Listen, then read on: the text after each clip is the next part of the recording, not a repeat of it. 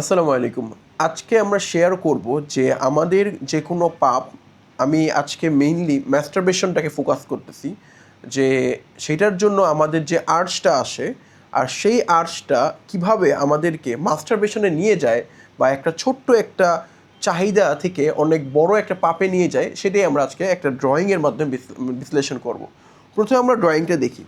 ড্রয়িংয়ে এইখানে যে মানুষটার দেখা যাচ্ছে, মানুষটার মতো, এটা ধরেন আপনি, হ্যাঁ।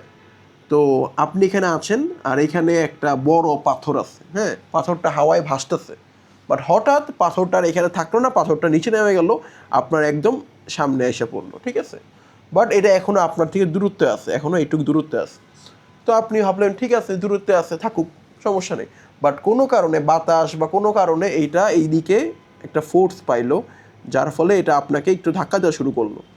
তো আপনার যখন ধাক্কা দেওয়া শুরু করলো, তখন আপনি ভাবলেন যে আপনি যখন তখন এটাকে ধাক্কা দিয়ে এই দিক দিয়ে ফালাই দিতে পারবেন, সমস্যা নেই, ঠিক আছে।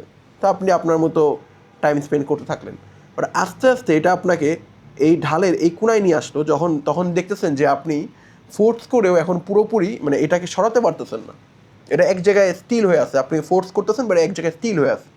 বাট এরপরে এইটার ফোর্স বাতাসের কারণে হোক, যে কারণে হোক, এটার ফোর্স আরও বাড়লো, আর এইটা আপনাকে ঢালের একদম এই পাশে নিয়ে আসলো। আর যেহেতু আপনি এখন ঢালের এখানে আছেন, আপনি আপনি এখন সেম ফোর্সটা যেটা দিবেন সেটা ওর উপর তেমনভাবে মানে ইফেক্ট করবে না। এখন ওর ফোর্সটা দিন দিন বাড়বে, মানে আস্তে আস্তে বাড়বে, কারণ ঢালের নিচে নামতেছে। তো এখন ওর ফোর্স এখানেও কাজ করতেছিল, প্লাস এখন এখানেও যাইতেছে, তো দুইটা মিলায় এখন আপনার উপর বেশি ফোর্স কাজ করবে। তো এখন আপনি আস্তে আস্তে দেখতেছেন যে আপনি এই ঢাল থেকে নিচে নামতেছেন, আর এই বড় পাথরটা আপনার এইখানে আছে। আপনি স্টিল ট্রাই করতেছেন, বাট এখন আপনি এমন জায়গায় চলে আসছেন যে আপনার উপরে প্রায় একদম লম্বভাবে উপরে পাথরটা আছে। তো আপনার পক্ষে এটাকে পুশ করে এই ঢালের উপরে আনা ইজ কোয়াইট ইম্পসিবল, কারণ এটা আপনার থেকে অনেক বড়, তাই না? তো দিন শেষে মানে একদম শেষে কি হবে, এটা আপনাকে এইখানে এসে ক্রাশ করে ফেলবে, ঠিক আছে। তো আমি বলি, এইখানে আমাদের এই যে পাথরটা, সেটা হচ্ছে আমাদের আর্জ। এই পাথরটা হচ্ছে আমাদের আর্জ, আর এইটা হচ্ছেন আপনি, ঠিক আছে। তো আপনি ধরেন ফোনে একটা কিছু দেখলেন, ভুলবশতই একটা খারাপ কিছু দেখলেন, যেটা আপনার মনে একটুখানি আকাঙ্ক্ষা সৃষ্টি করছিল যে আর একটু দেখার।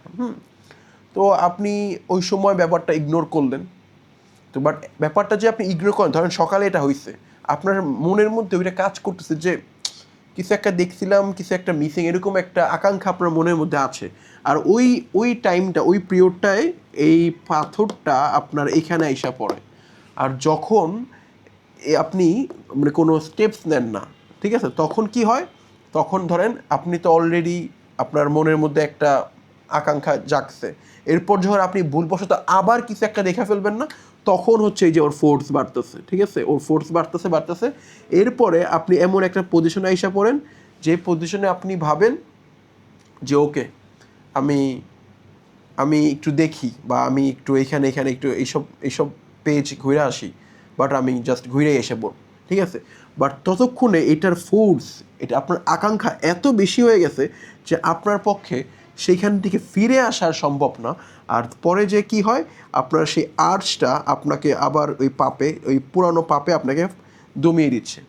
তো এখান থেকে আমাদের বাঁচার কিন্তু উপায় ছিল, আমাদের বাঁচার উপায় ছিল কোনটা, যে আমরা যখন এই আর্টসটা প্রথমবার ফিল করলাম, তখন কিন্তু এটাতে কোনো ফোর্স নেই, তখন যদি আমরা এটাকে পুশ করে বাইরে ফেলে দিতাম, তাহলে কিন্তু আমাদের আর এইরকম পরিস্থিতি হতো না। কিন্তু আমরা কী করছি, তখন আমরা এটাকে ইগনোর করছি। আমরা একটা ছোট্ট পাপ সকালে হোক, যে কোনো টাইমেই হোক, দেখার পরে আমরা সেটাকে ইগনোর করে যাই, কারণ আমরা তো এখন ওই বড় পাপে যাই নাই। বাট বড় পাপে চাইতে বেশিক্ষণ সময় লাগবে না, তাই আমাদের ওই মুহূর্তেই দরকার ছিল কি, এটাকে ফোর্স করা। কিন্তু আমরা কি করছি, আমরা টাইম নিছি, উল্টা আমরা এমন করছি কি, আমরা এর পরেও ওই আকাঙ্ক্ষাটাকে আরেকটু বাড়াইছি, কিছু একটা আবার দেখছি। এরকম করতে করতে আমরা এখন এমন জায়গায় এসে পড়ছি, যেই জায়গায় আপনি এখন যাই কইরা ফেলেন না কেন, উইদাউট আল্লাহর পারমিশন, উইদাউট আল্লাহর রহমত, আপনি ওখান থেকে ব্যাক আসতে পারবেন না। এটাই হিউম্যান নেচার। সো আমরা আজকে যেটা বুঝলাম যে আর্জ আমাদের কিভাবে আসে, আর্জটাকে কন্ট্রোল করা কতটা কঠিন। তাই সবার জন্য মানে আজকে থেকে আমরা এখান থেকে আমরা কি করব এখন, এই আর্জ আসলে আমরা কি করব, সেটা হচ্ছে আর্জ যখনই আসবে ডু সামথিং গুড। আপনার সেই ছোট্ট একটা জিনিস, ছোট্ট একটা জিনা, চোখের জিনা, সেটাকে আপনি ছোটো ভাববেন না, আপনি সেটাকে ইগনোর করবেন না।